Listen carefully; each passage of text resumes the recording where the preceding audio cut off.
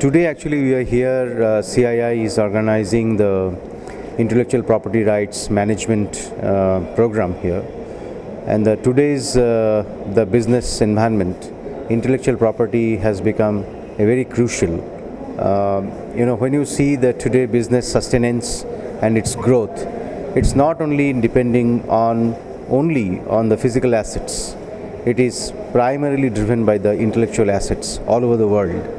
If you see today globally innovative countries and economies, Switzerland, Denmark, Finland, they see the kind of products they are bringing into the global platform.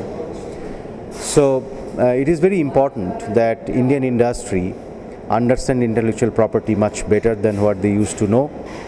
Intellectual property to be managed much better for their business growth.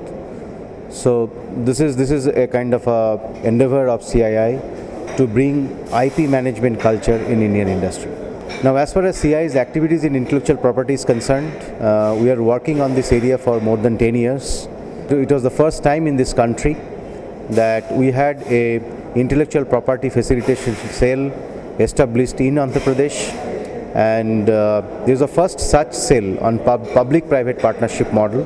CII and Government of Andhra Pradesh and Department of Science and Technology, Government of India jointly established intellectual property cell under Andhra Pradesh Technology Development Center.